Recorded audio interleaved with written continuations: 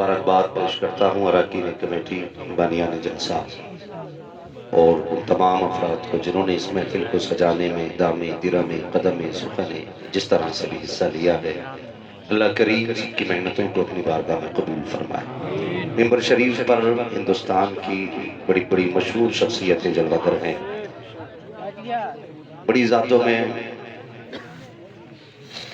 جن لوگوں کا نام آتا ہے ان میں ایک نام شاعر اہل سنت الحاج عثمان رضا ہارونی صاحب اللہ، بھائی نواب رضا رامپوری، اور آپ نے نقیب اہل سنت بھائی حسان رضا بریلوی صاحب کو بھی سنا۔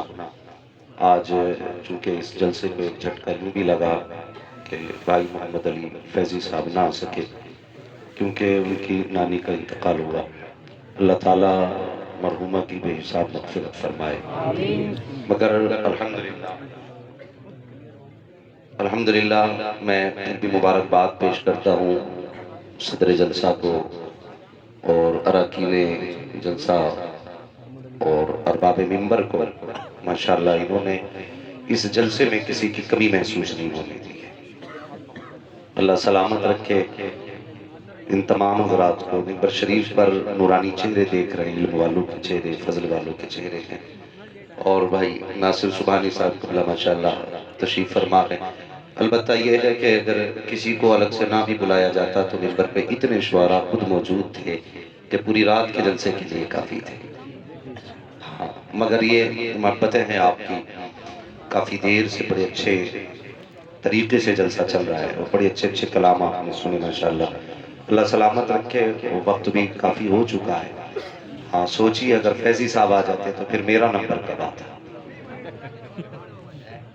اللہ سلامت رکھے۔ بہرحال کوئی بات نہیں ہے، انشاءاللہ اللہ آپ کو بھی سلامت رکھے، انہیں بھی سلامت رکھے، تو پھر یہ جلسہ سجے اور پھر وہ آئیں گے۔ مگر میری آپ سے گزارش ہے نا، کچھ لوگ بعد میں باتیں بڑی کرتے ہیں، ہاں کہ یہ جلسے والوں نے باتیں ملا دی ہوں گی، تاریخ نہیں لی ہوگی یا جھوٹا نام ڈالا ہوگا۔ دیکھیے میں آپ کو ایک بات بتاتا ہوں، یہ جو ہم لوگ ہیں نا پڑھنے بولنے والے، ہم لوگ روبوٹ نہیں ہیں، انسان ہیں، ضرورتیں سبھی کے ساتھ شامل رہتی ہیں۔ وہ بہت اچھے لوگ ہیں جو آسانی سے کسی کا عذر قبول کر لیتے ہیں، اور میرا مشورہ تو یہ ہے کہ عذر قبول کر ہی لیا کرو، بھلے ہی بندہ جھوٹا عذر کرے، قبول کر لیا کرو، قیامت میں اللہ تمہاری تھوڑی نیکیوں سے راضی ہو جائے۔ بلا وجہ کی باتیں نہ کیا کرو، آج تم حساب لیتے ہو کل اللہ حساب لے گا۔ اگر آج تم معاف کرنے کی ہمت نہیں رکھتے ہو تو خیال کرنا، اگر کل تم نہیں معاف کیے گئے تو کیا ہوگا۔ اس لیے خیال کیا جائے۔ کبھی کبھی ایسا ہوتا ہے حضرت، ہم لوگوں کے سامنے ہی معاملے رہتے ہیں۔ میں ابھی میری کڈنی میں تکلیف ہو گئی تھی، 3 جلسوں میں نہ جا سکا نا، تو جو لوگ ہاتھ چومتے نا وہی گالیاں دے دیتے۔ ہماری قوم بہت اچھی ہے، چلے جاؤ تو ہاتھ چومے گی، نہیں جاؤ تو گالیاں دے گی، بلاتے کس لیے ہو یار۔ تو عذر سب کے ساتھ رہتا ہے، بیماری کسی کو بھی لگ سکتی ہے، کسی کو بھی کوئی عذر لگ سکتا ہے۔ تو خدا را آپ بڑے اچھے لوگ ہیں ماشاءاللہ، میں نے بڑی تعریف سنی ہے، سید صاحب قبلہ تعریف فرما رہے تھے آپ لوگوں کی۔ اب سوچو تو صحیح، جس کی تعریف حضور کا بیٹا کر دے پھر الگ سے کس سند کی ضرورت رہ جاتی ہے، پھر کس سند کی ضرورت رہ جاتی ہے۔ ان کی تو وہ ذات ہے، بریلی کے امام نے کہا تھا تیری نسل پاک میں ہے بچہ بچہ نور کا، تو ہے عین نور، تیرا سب گھرانہ نور کا۔ اور قلم ہی توڑ دیا میرے رضا نے، کہتے ہیں کیا بات رضا اس چمنستان کرم کی، سہرا ہے کلی جس میں حسین اور حسن، اس گھر کے بیٹے نے آپ کی تعریف کی ہے۔ میں سمجھ گیا کہ آپ بھی کچھ ہوں گے۔ اگر کوئی سید زیادہ تعریف کرے تو پھر سوچنا پڑتا ہے نا کہ جس کی نبی کے بیٹے نے تعریف کی ہے وہ بھی کچھ ہوں گے۔ میں سمجھ سکتا ہوں کہ شروع سے آپ لوگ کھڑے ہو کے حضور کی باتیں سن رہے ہیں، اور یہ عیب نہیں ہے۔ کئی بار لوگ کہتے ہیں بھئی بڑے عجیب ہو، کھڑے ہو کے سن رہے ہو، میں کہتا ہوں یہ بھی کمال کی بات ہے، کمال کی بات ہے۔ بیٹھ کے سننا کوئی مشکل کام نہیں ہے، کھڑے ہو کے سننا بڑا مشکل کام ہے۔ بھئی اتنی دیر تو ہم لوگ راشن کی لائن میں نہیں لگے جتنی دیر سے جلسے میں کھڑے ہو، اور راشن کی لائن میں کھڑے ہوں گے تو کیا ملے گا؟ 5 کلو 8 کلو، اللہ معاف کرے، اس نے کہا تھا تو کبھی کبھی بانٹنے والے ہی۔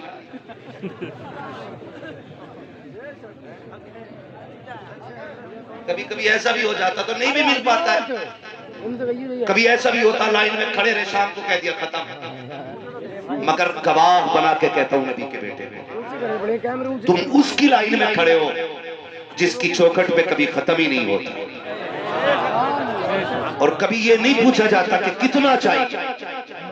منگتوں کا ہاتھ اٹھتے ہی داتا کی دین تھی، توری قبول و عرض میں بس ہاتھ بھر کی ہے، مانگے ہیں مانگے جائیں گے، منہ مانگی پائیں گے، سرکار میں نہ لاہ نہ حاجت اگر کی۔ تو جو کھڑے ہیں اللہ کو سلامت رکھے، ایک کام کرنا گھر جانے کے اللہ کو سلامت رکھے، کام کرنا ہے بس۔ جو لوگ کھڑے گھر جانا نا تو ماں کے ہاتھ چومنا، باپ کے قدم چومنا، ماں سے کہنا تیرے دودھ کا کمال تھا، باپ سے کہنا تیری حلال کمائی کا کمال تھا کہ دنیا نے بیٹھ کے حضور کی باتیں سنی، میں نے سارا جلسہ کھڑے ہو کے سنا۔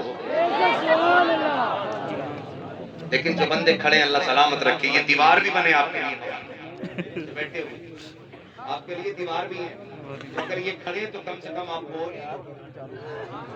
سبحان اللہ۔ ہماری قوم بڑی اچھی ہے، جہاں بولنا نہیں چاہیے وہاں چپتے نہیں ہیں، اور جہاں چپ رہنا چاہیے، جہاں چپ رہنا چاہیے وہاں چپتے نہیں، اور جہاں بولنا چاہیے وہاں بولتے ہی نہیں۔ مسجد میں چلے جاؤ نا، اگر 3 منٹ امام کو دیر ہو گئی نا مسجد میں آنے سے، ہر آدمی رات کدھر گئے،